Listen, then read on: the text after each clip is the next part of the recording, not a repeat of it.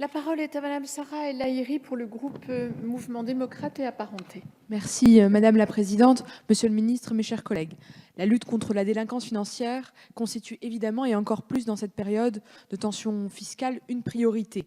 Les nombreux scandales financiers démontrent régulièrement que le coup de canif porté au pacte républicain par certains de nos concitoyens est aussi de manière plus pragmatique, une atteinte au budget de la nation. L'efficacité de la lutte contre la délinquance passe notamment par l'effectivité des sanctions, Monsieur le Ministre, qu'il s'agisse d'amendes ou de peines d'emprisonnement. Pour cela, l'organisation des services de l'État et les moyens de juridiction traitant ces sujets sont au cœur de la réussite des politiques publiques. Monsieur le Ministre, Monsieur le ministre, les services de l'État ne semblent pas parvenir à endiguer la progression de la délinquance financière et économique, notamment au regard du manque de coordination entre les différents ministères. Alors que l'évaluation est au cœur de l'action publique, l'imprécision de la définition de la délinquance économique et de la délinquance financière dont j'ai parlé tout à l'heure est au cœur de cette problématique.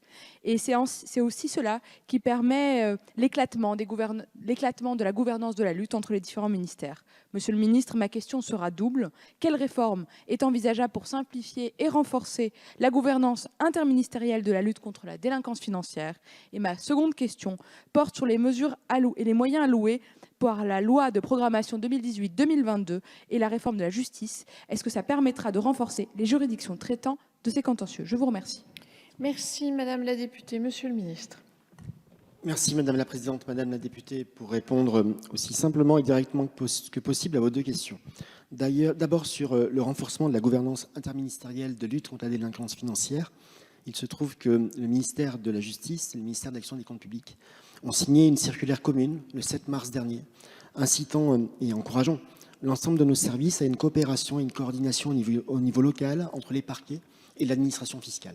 L'objectif étant de permettre aux uns et aux autres, non seulement de permettre, mais d'encourager vivement les uns et les autres à travailler ensemble sur des dossiers plus territorialisés et dont ils ont une connaissance plus approfondie. Pour votre deuxième question sur les moyens alloués par la loi de programmation 2018-2022 et de réforme de la justice, notamment pour les juridictions traitant de ce contentieux.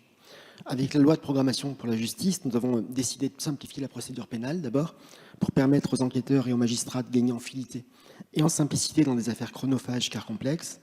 Et en termes de moyens, l'enveloppe globale d'augmentation des moyens financiers prévus pour les années à venir bénéficiera tant aux magistrats gérant la délinquance de droit commun que aux magistrats gérant la délinquance spécialisée. Ainsi, les magistrats qui travaillent sur la délinquance financière bénéficieront évidemment de cette augmentation des moyens.